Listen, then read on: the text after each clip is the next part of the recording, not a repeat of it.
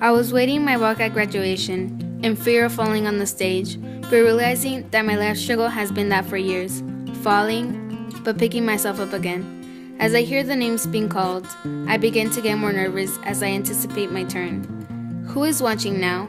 I can hear parents screaming for their sons and daughters. Sirens and horns are chanting in the background. Si se puedo chants in my mind. These are the only words I can hear my parents say. But do people know my struggle? I remember as a child playing soccer with my friends. I remember asking how we were going to get money for food. I remember wanting to go to school but having to go to el mercado to sell fruta. I remember crying with my family because we had to go para el norte to have a better life, they said. I remember my dad and mom telling me I was going to do big things, great things, but for that to happen, we had to go to America. My abuelita said, "Cuídate mucho." And before I left, I played one last game with my friends. My dad worked super hard to get money to pay El Coyote to lead the way. We met El Coyote in a hotel and we were taken on our way to cross the border. I remember my mom telling me to be prepared to walk. It was going to be a long journey. I didn't know the journey I had in front of me.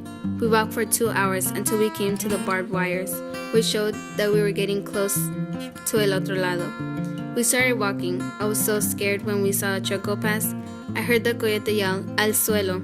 It was not la migra, thank God. We walked for days. It was not until the 5th day that we got picked up and were taken to Phoenix and went to live with my tío.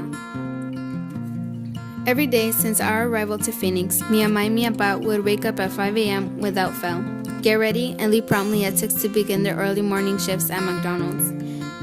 They worked hard, they stayed overtime, worked on holiday mornings, all to make sure their only daughter was fed and had a roof to live under.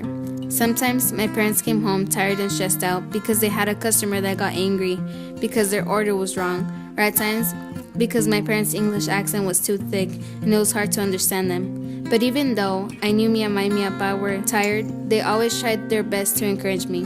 Mi papá once told me after a long day at work, "Mija, you need to study as much as you can. Tienes que echarle ganas al estudio. This way, you will do the great things we brought you to America for, and you will be happy." And that's how it always was. No matter how tired my dad was, he always told me to do great things and be happy.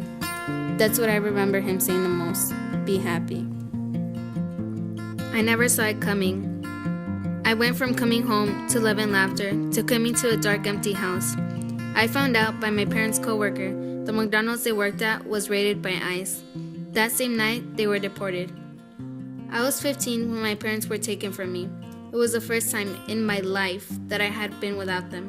And now, I sit here waiting for my name to be called. To go on that stage, I try to be happy, just like mi papá told me to be. So I will do what I can and walk on that stage like the hija de migrantes que soy.